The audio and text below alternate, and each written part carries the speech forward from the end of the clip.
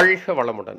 அன்பானவர்களே, இந்தியாவுக்கும் சீனாவுக்கும் சமீபத்தில் லடாக் எல்லைப் பகுதியில் கைகலப்பு ஏற்பட்ட போது இந்திய வீரர்கள் 20 பேரும் சீன வீரர்கள் 43 பேரும் இறந்தனர்.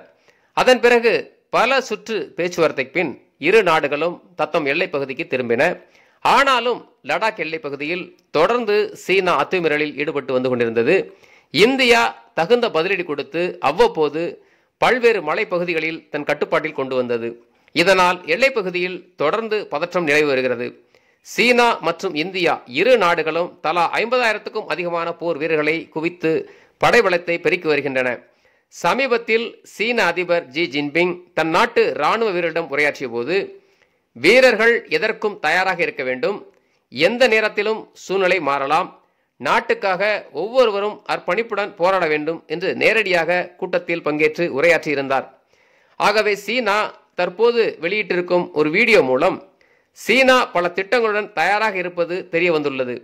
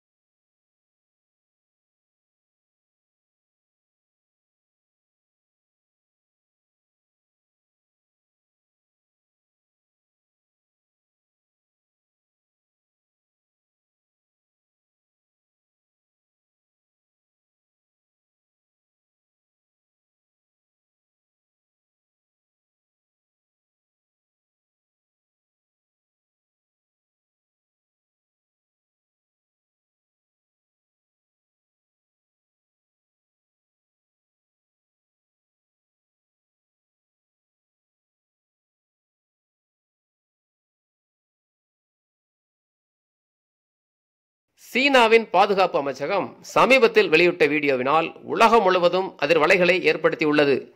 பல மடங்கு ஏவுகணைகளை ஒரே நேரத்தில் ஏவக்கூடிய இராணுவ டாங்கிகளை அதிநவீன பல்குழல் எரிகணை என்று சொல்வார்கள். அதை போன்றே தற்போது பல்குழல் ஏவுகணை ட்ரோன்கள் எனப்படும் பல ஆளில்லாத விமானங்களை வடிவமைத்திருக்கிறது. இவை அனைத்தும் பார்ப்பதற்கு மிக மிக சிறியதாக இருக்கிறது. ஆனால் சாதாரணமாக தெரியும் இவை பயங்கரமான ஆபத்தை ஏற்படுத்தக்கூடியவை.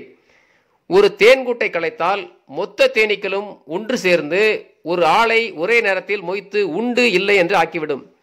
அதேபோல இந்த பல்குழல் ஏவுகணை ட்ரோன்கள் தேனீக்கள் போல கூட்டம் கூட்டமாக சென்று இலக்குகளை தாக்கி அழிக்க வல்லவை. இதை போன்ற ட்ரோன்களை, படுபயங்கரமான ஆயுதங்களை இதுவரை உலகில் எந்த ஒரு நாடும் தயாரிக்கவில்லை.